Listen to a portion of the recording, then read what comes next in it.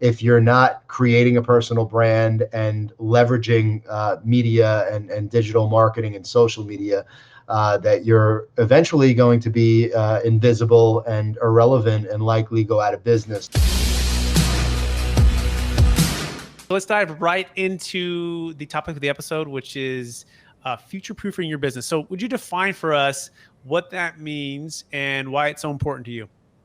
Yeah, for sure. I mean, I personally believe that, you have to look at yourself as a media company. And I'm saying myself as a human, is kind of the parent or the holding company for everything that I do.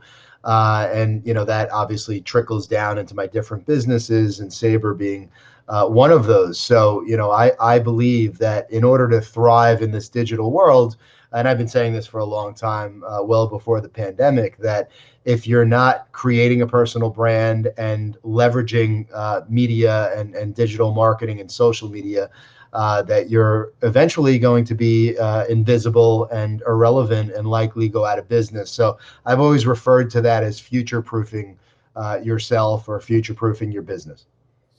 Excellent. And so what's the number one secret you have found to do just that? When people know you, they have the opportunity to like you and trust you, and that means you have a good chance of doing business with them. And how are you best doing that today, Jay? What are some of the things that you can think that commercial real estate brokers are not doing, right? Or business professionals are not doing, right? And maybe even we can probably talk about it. It's going to be video, it's going to be podcast, right? But more so, what's the one biggest secret to overcome the false belief or whatever the challenge has? What were yours in the beginning, right? Tell us your story from traditional broker, right? Yeah. Stephen Richard Ellis to marketing, and what you do now online. Yeah, for sure. So, when I got into the business, I realized pretty quickly that, you kind of, or I felt, I should say, that you had to act a certain way, look a certain way, regardless of what your likes or interests are in commercial real estate, very traditional industry.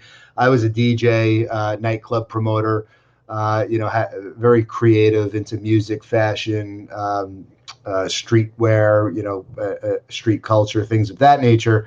So I felt like I had to kind of act a certain way in order to fit in and get, earn success in the industry. And then over the years, I started to realize that, my strengths were actually, and my superpowers, as you mentioned earlier, were actually all about my uniqueness, right? So the more that I got comfortable becoming myself in business, the more I excelled and the more success I achieved. So, it got to a certain point where, I was able to, by starting my own company, I was able to, really lean heavily into that, and also attract like-minded people who felt like they didn't necessarily belong at these larger, corporate commercial real estate brokerage companies.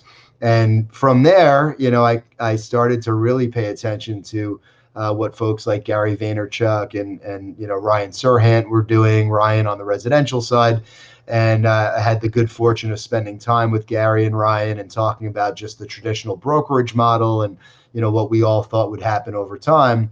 And I was very much of the mindset that where you hang your license over time wouldn't matter as much in the event that you knew how to, develop your own brand, had the resources and the tools in order to be good at what you do.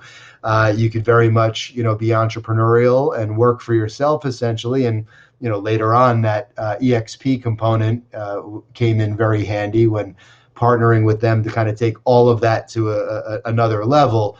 This world, even before the pandemic, I was betting heavily on a very agent-first, cloud-based offering in the brokerage business. And by the way, I also always looked at the term broker as almost a four-letter word. I think it's a derogatory term because, I'm more of a trusted advisor, the same way that a financial advisor would be to my clients.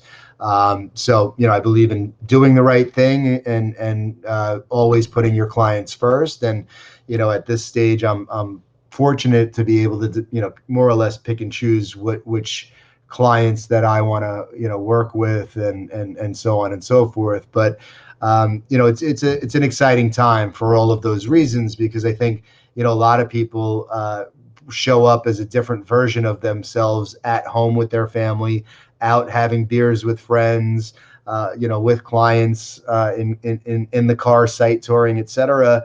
And I think that the pandemic fast forwarded a lot of the things that we were doing at Sabre already. Yeah, Jay, I connect with that so much, and I absolutely love your story, right? Of